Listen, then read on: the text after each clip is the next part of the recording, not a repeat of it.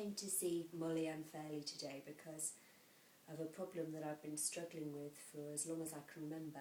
It's a problem to do with eating and to do with my body and the way I look. My mother tells me that from when I was born I didn't want to eat, and as a child my earliest memories are of battles over the dinner table with my family, them wanting me to eat and me not wanting to. In my teens I was anorexic, and I remember really hating my body, not wanting to grow into a woman, just wanting to not exist, and using food as a way to step back from the world and be as far removed from everything as I could possibly be. At a later stage I became bulimic, and although I haven't been anorexic or bulimic for a number of years now, I've felt that I've still really struggled with the mindset, and on top of that I haven't felt totally happy in the world. I haven't really wanted to be here, I haven't wanted to be in my body. I've looked around at all the things that have been going on and have felt quite overwhelmed by them, and everything seemed very pointless and futile. So with all these things in mind, I came to Molly today rather as a last resort. My background's in health writing, so over the years I have tried a number of different therapies. I've tried conventional as well as other approaches, and although things have helped slightly, nothing's really felt like it's got to the root of the problem.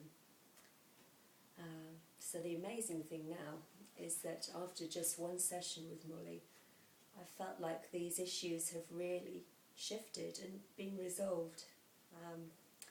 That's very difficult to explain because it's all still so fresh and new to me. Molly showed me that the problems I was experiencing were rooted in past lives.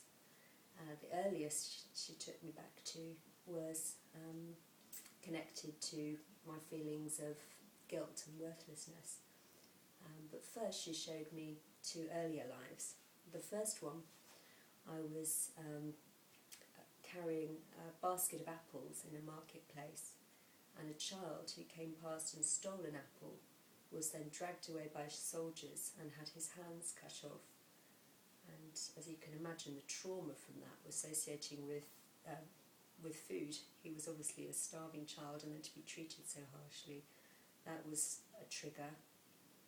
Another life that had played a key role was when I was a Polish girl in a concentration camp for a long period of time, and that had a very strong bearing on my issues around food and starvation, seeing people suffering and feeling helpless.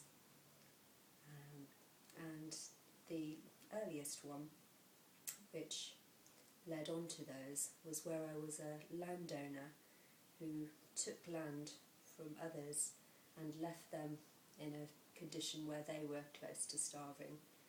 And in that lifetime, apparently I regretted that at the end of my life, and that would have set in motion these later lives where I was atoning for causing that suffering in others.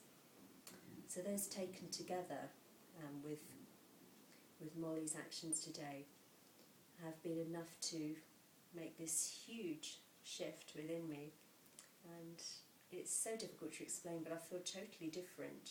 I wouldn't have imagined I could feel the way I do at the moment, which is why I'm hoping to get that message across to others, that however desperate and despairing you feel, don't give up and just look in a different direction, and there is that potential to be healed however bad you feel.